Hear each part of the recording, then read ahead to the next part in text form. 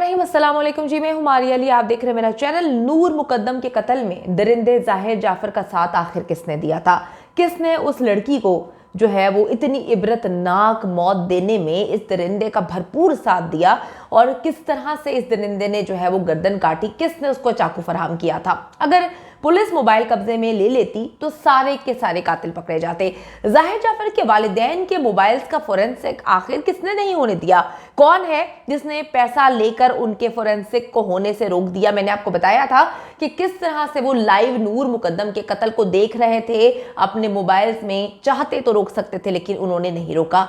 जाहिर जाफर को फांसी से बचाने के लिए शौकत मुकद्दम से कितनी बार और किस किस तरीके से राब्ता किया गया, आज की वीडियो में हम इस पर बात करेंगे। नूर की वालदा ने बहुत सारे राजों से जो है वो पर्दा उठा दिया है, बता दिया है कि किस तरह से ये दरिंदे जो हैं वो चाहते हैं कि इनके दरिंदे बेटे को जो है बचा लिया जाए। आप सबको पता है कि इस्लामाबाद में एक खौफनाक किस्म का वाकया पेश आता है, जिससे पूरा इस्लामाबाद बल्कि पूरा पाकिस्तान जो है लरस जाता है। रोंगटे खड़े हो जाते हैं कि एक दरिंदे ने अपने घर के अंदर नूर मुकद्दम को ना सिर्फ अजियत दी बल्कि उसका सर तन से जुदा कर दिया। जब ये केस स्टार्ट हुआ था, यानी कि ये ईद के दिन थे और मैं भी तैयार होकर जा रही थी, तो ये मुझे कुछ समझ नहीं आई थी कि मतलब ये रिपोर्ट हो रहा था कि सर तन से जुदा कर दिया। मुझे समझ नहीं आ रही थी क्योंकि छुट्टियों का टाइम था, सब लोग छुट्टी पे थे, तो मैंने जितने अपने कोलीग्स रिपोर्टर्स को कॉल करने की कोशिश की वो मौजूद नहीं थे। जब बाद में इस केस की सेंसिटिविटी का पता चला तो मेरे खुद के पांव तले से ज़मीन निकल गई कि भाई उनका बाप यानी कि शौकत मुकद्दम साहब से जब मेरी बात हुई है, मेरी हिम्मत नहीं होती उनसे पूछने की, लेकिन क्या करें, मजबूरी है, पूछना है, तब आपको बताना है। तो उन्होंने बताया कि मैं जब कमरे में पहुंचा था तो नूर मेरी बेटी का सर एक तरफ था और धड़ एक तरफ, यानी कि उस दरिंदे की दरिंदगी का आप अंदाजा लगाएं कि उसके वालिदैन को पता था सब कुछ, लेकिन अभी तक उसको फांसी नहीं हो सकी। हम कोशिशों में लगे हुए हैं कि एज सून एज पॉसिबल इस दरिंदे को जो है वो कैफरे किरदार तक पहुंचाया जाए। जाहिर जाफर को इस्लामाबाद हाई कोर्ट ने भी डबल फांसी जो है उसका हुक्म दिया हुआ है। अब सुप्रीम कोर्ट से भी जो है वो फांसी मिलने की उम्मीद है, क्योंकि इनको जो है चैन तो नहीं मिल रहा। इनकी तो कोशिश है कि सुप्रीम कोर्ट से ऊपर भी अगर कोई अदालत है तो हम वहां पे भी जाएंगे। जहां तक इनकी कोशिश है कि हम अपने बेटे को जो है वो बचा सकें, उस दरिंदे को बचाकर जो है वो जेल से बाहर निकालें और फिर आपकी मेरी हम सब की बेटियों की जिंदगियों को जो है खतरे में डालें। क्योंकि एक ऐसा दरिंदा जो आपने घर में पाला हुआ था, आपने उसको घर में छोड़ा हुआ था। इससे पहले भी मुतादद केसेस हो चुके हैं। वनीजा अहमद जो एक बहुत बड़ी मॉडल है पाकिस्तान की, उनकी बहन का भी मामला था। उनकी बहन भी इसी के घर से पार्टी करके निकल रही थी, और इसकी पार्टीज इस्लामाबाद में बहुत मशहूर पार्टीज हैं। वो पार्टीज जिसमें मनशियात का इस्तेमाल किया जाता है वो कहीं और आप घरों में कंडक्ट नहीं कर सकते इस्लामाबाद में, लेकिन इनके घर वो होती थी। और उन्हीं में से एक लड़की थी जो इसके घर की पार्टी में से गुजर रही थी, जो कि वनीजा की बहन थी, और उनकी गाड़ी में जो भी मामलात हुए ये केस को दबा दिया गया। और वनीजा ने भी कि हमारी बेइज्जती ना हो, हमारी इंसल्ट ना हो, उन्होंने इस केस को जो है वो परसू नहीं किया और कह दिया कि हाँ जी वो एक रोड एक्सीडेंट था। तो बहुत सारे राज छुपे हुए हैं जाफर हाउस में और जाफर्स के दिल में। अच्छा जी, अब सुप्रीम कोर्ट से आपको पता है फांसी हो चुकी है। जाहिर जाफर के वालिदैन की पूरी कोशिश है कि किसी ना किसी तरीके से अपने दरिंदे बेटे को जो है बचा लें। नूर मुकद्दम की फैमिली पर किस तरह से सुलह के लिए दबाव डाला जा रहा है, इस वक्त नूर की वालदा जो है उनसे बात करते हैं, वो किस सूरत हाल से दो चार हैं, किस तरह से जो है उनको प्रेशराइज किया गया पूरे केस में। बात करते हैं नूर मुकद्दम की वालिदा साहिबा से, जो कि अपनी बेटी के लिए फाइट कर रही हैं और चाहती हैं कि जो नूर के साथ हुआ वो कभी किसी और की बेटी के साथ ना हो।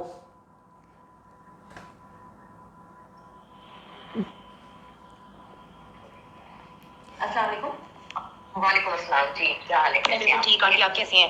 अच्छा आंटी बताइए कि नूर मुकद्दम के कातिल को सजाए मौत तो अब मिल चुकी है इस्लामाबाद हाई कोर्ट से, ठीक है? अब ये लोग क्या गेम्स खेलने की कोशिश करें? क्या ये सुप्रीम कोर्ट ऑफ पाकिस्तान जा रहे हैं, या कब तक मुतवक्की है? अगर ये नहीं जाते सुप्रीम कोर्ट तो कब तक उसको फांसी मिल सकती है?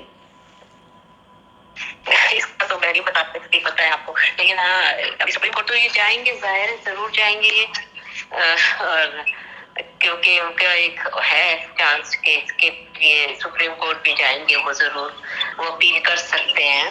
तो अब ये मुझे नहीं पता कितना टाइम लगेगा, मगर 1 महीने का टाइम है जी मुझे अपील के लिए। 1 महीने का टाइम है कि उस दौरान आप कर सकते। अच्छा, तो आंटी पैचअप की क्या कोशिश फिर से करेंगे ये, क्योंकि पहले भी इन्होंने बड़ी कोशिशें करी कि आप लोग केस जो है वो वापस ले लें। हाँ, तो मुख्तलिफ तरीकों से उन्होंने कोशिश की थी मिलने की। खैर वो तो खैर सवाल ही नहीं पैदा होता, हो ही नहीं सकता, वो ये तो हो ही नहीं सकता ना। हम बिल्कुल इस चीज के लिए नहीं, नो, बिल्कुल सही, ऐसी कोई बात हो ही नहीं। बिल्कुल सही। अच्छा आंटी, जब हाई कोर्ट से इसको सजाए मौत मिलती है तो फिर आप नूर की कब्र पे आप गई, तो आपके क्या जज्बात थे? डेफिनेटली खुशी का दिन है। खुशी का दिन था, और वो भी था कि मैं नूर को बताया जाके, बेटा हम एक उसको पहुंचाएंगे, अभी ये आखिरी मरहला है, और इंशाल्लाह उसको अपने जान पे आ जाएंगे। क्योंकि उसने जो किया हमारे घर में, जो है ना, हमारी घर की रौनक को छीन दिया हमारे से। ये जो है ना, हम किस तरह गुजार रहे हैं ये हम जानते हैं, हमारा अल्लाह जानता है। हम हर रमजान, ये सेकंड रमजान है, मैं कल भी उसके पास भाग के गई, इसका बाद फौरन रात को भी गया, चांद हुआ नहीं तो भागे नूर के पास कि भाई नूर को भी बताए रमजान शुरू हुआ बेटा, तुम्हारे बगैर रमजान गुजारे। हम मैं भी कल भागी, जाके उससे मिल के आई, बताया कि तुम्हारी जरूर मुझे बहुत कमी लगी है, इसलिए कि रात को वो उठ के मेरी हेल्प करती थी, वो मेरे साथ रात को जागती थी पूरी पूरी रात। अब मैं अकेली बैठती हूँ, शहरी में वो उठती थी, मेरे साथ हेल्प करती थी।